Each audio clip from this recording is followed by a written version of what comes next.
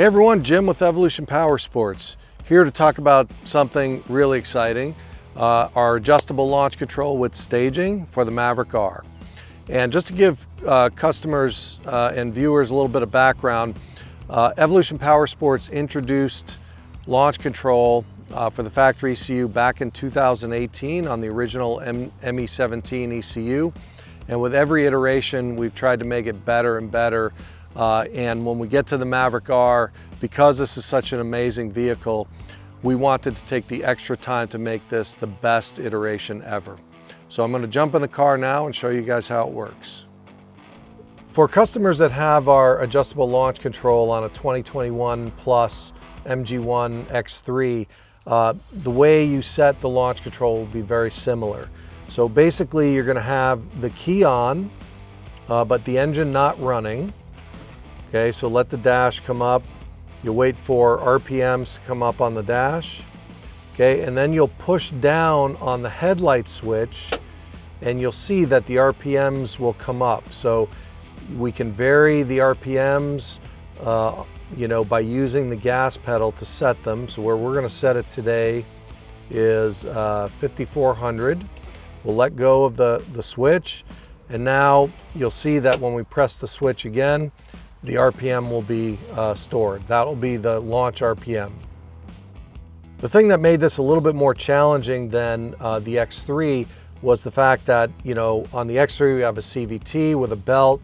Here we have a dual clutch setup with gears, okay? And so the implementation is a little bit different in terms of, how all of that functions together. And the couple of really cool things that we've been able to implement is staging mode. And the way staging mode works is, once we set once the car is running, we enter staging mode, we can now drive the car into the beams with just a little bit of clutch pressure so that people can stage the car while still being in launch mode. That was, a particularly difficult thing to figure out. But we've got it to the point where it works amazing now, and customers can set launch far before they have to get into staging, drive into the beams, and then they're ready to go on to launch. We built a lot of safety features into the launch control strategy, both personally and for the engine and transmission. So the first thing is, the engine has to be at least 4 bars on the dash to be able to enter launch mode, and the transmission needs to be about 110 degrees Fahrenheit on the oil temp. And so basically once you get to 4 bars on the dash, on the engine temp, and drive the car around a little bit, you'll be where you need to be on the transmission, assuming it's not really cold outside. A couple of other things to be able to enter launch mode is you have to have your seatbelt on, okay, and that's for personal safety. And then you also need to be in either Sport or Sport Plus and in drive, high gear and drive, in auto mode.